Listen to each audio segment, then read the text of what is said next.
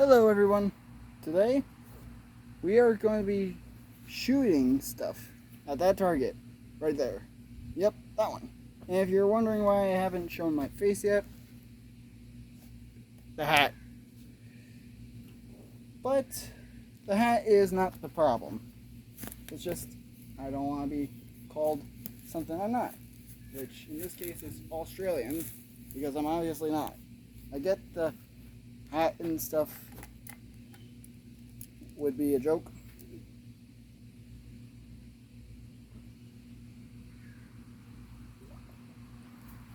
But it keeps the sun off my shoulders, off my neck, off my face.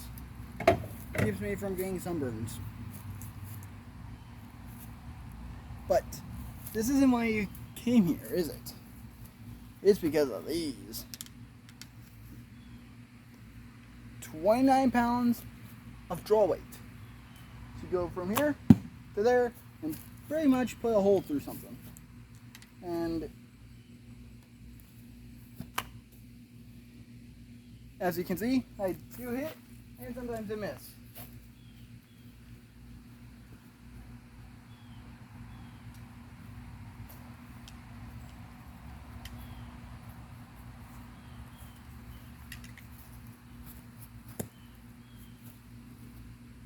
And sometimes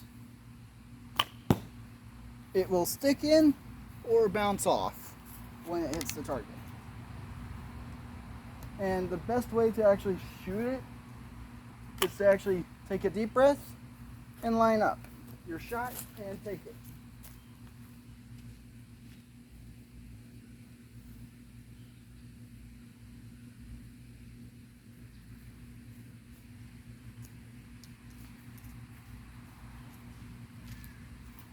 And Gage, if you're watching this, I will be showing how to actually shoot and line up your shot with the bow and arrow.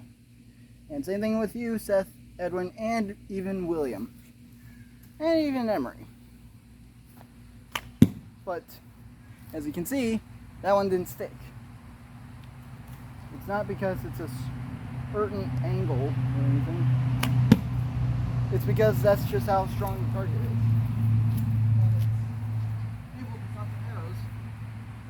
Because it absorbs all the impact. It's basically an arrow sponge.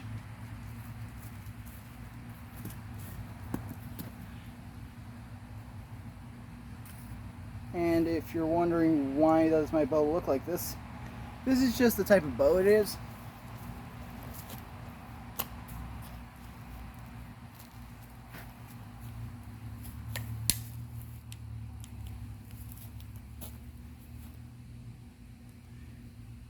And yes, 29 pounds is a lot of force.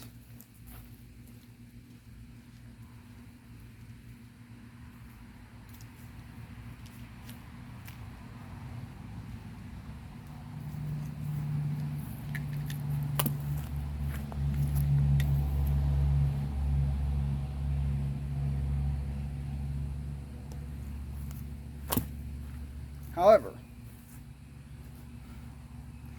a target only has so much strength, just like us. If we hit enough times in the same repeated hit spot, it will eventually have the arrow go through and into the actual target and stop, instead of just bouncing off. Kind of like that one did.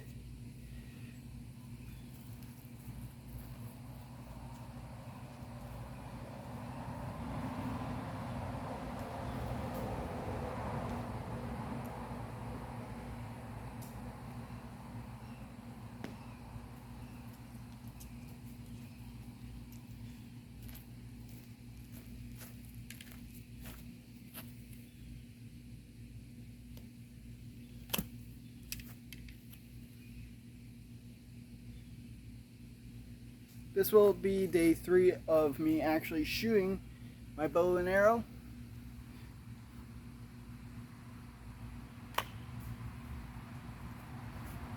That was supposed to be what an actual stealth shot would be. But here's what we get in video games. As you can see, that's what we usually get in a video game.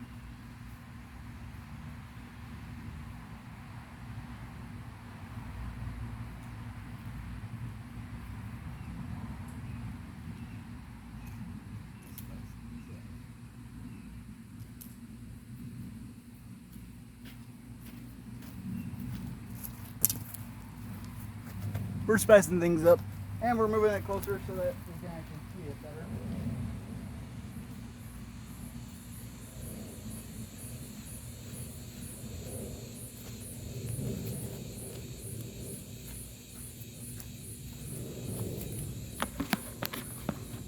There you go. And now I can shoot this thing.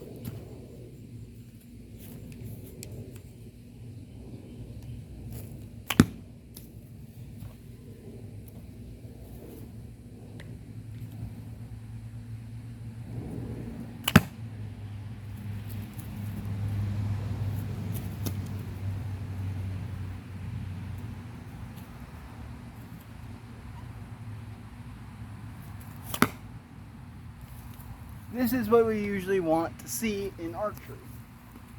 Stuff getting hit by the arrows, and then the arrows creating holes and stuff. Just like what we would see with bullets. However, unlike bullets, which are only one-time use with each bullet and shell, arrows are reusable and repurposable.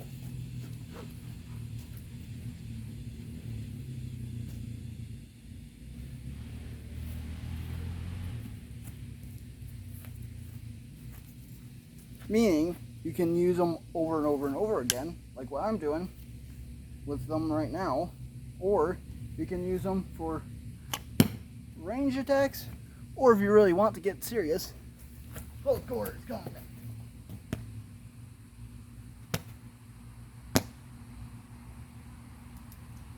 But obviously, that's not what they're designed for.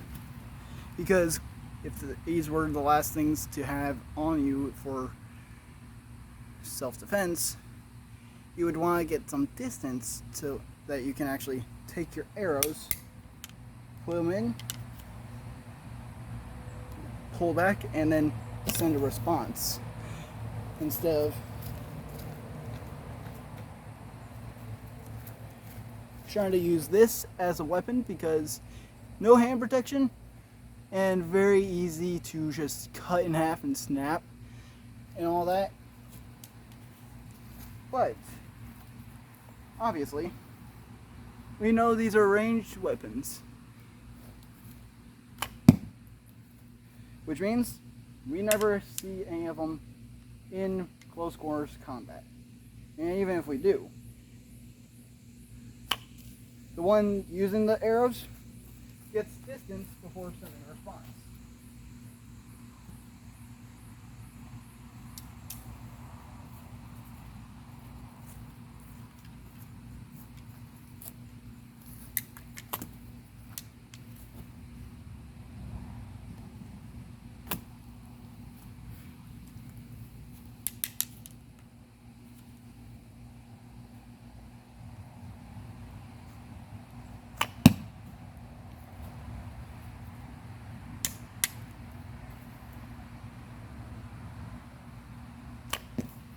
Oh, that was nuts.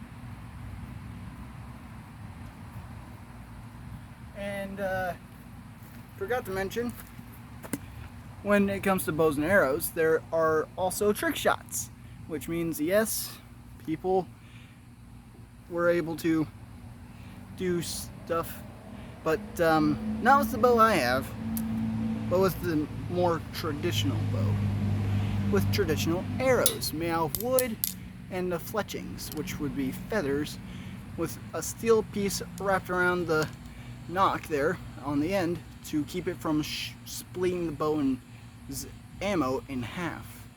Basically, there's a little ring around the back end here to keep the string of the bow from splitting the arrow all the way down the middle from the force of it being launched. And the tip can vary wildly. Obviously, I'm unable to change these, and these are blunt tips, meaning they don't hurt, they're not dangerous unless shot from the bow, and they are designed to be blunt, so it's not going to cut through anything.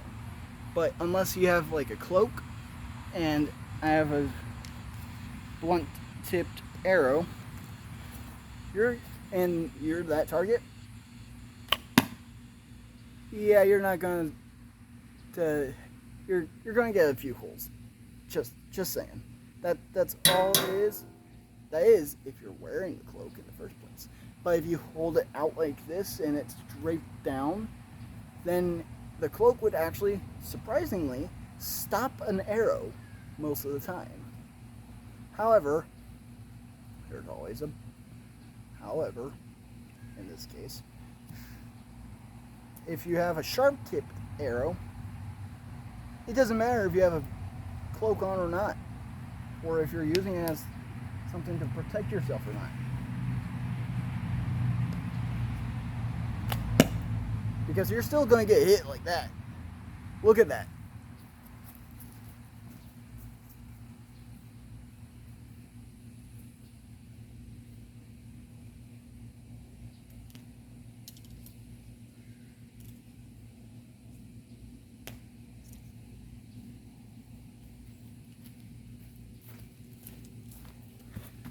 One made it this far and the other went that far, which is definitely not a good sign for anybody who's either using a cloak or not. Because when you're using cloak to protect yourself, you're usually going to be using it in your offhand to gum up the cutting edge of a sword, not try to stop an arrow. But unless you have a blunt-tipped arrow like this, then yes, it would actually work to stop an actual arrow. But if you don't have the right arrows and you have the sharper kind, you're still going to get one of these just go through and through like that.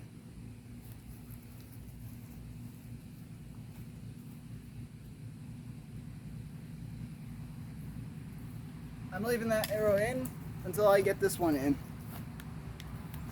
which should be somewhat simple, but yet still hard. Simple yet hard. Elegant yet dangerous.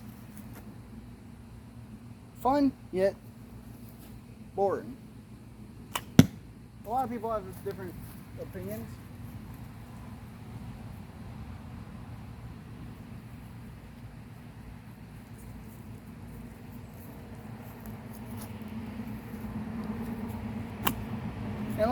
And everyone has the right here in the U.S. to say what they feel like saying. But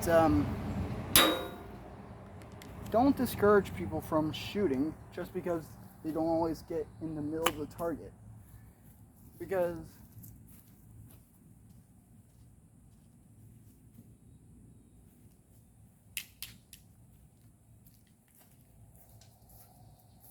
not everyone can make that target shot. Especially when it's like that, where it's just bounced off.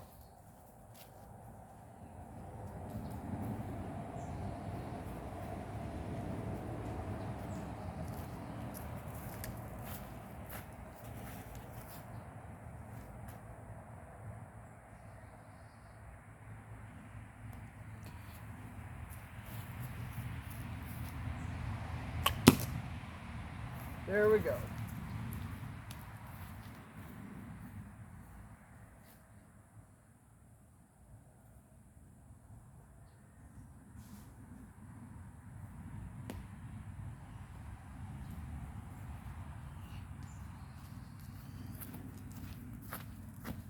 Okay,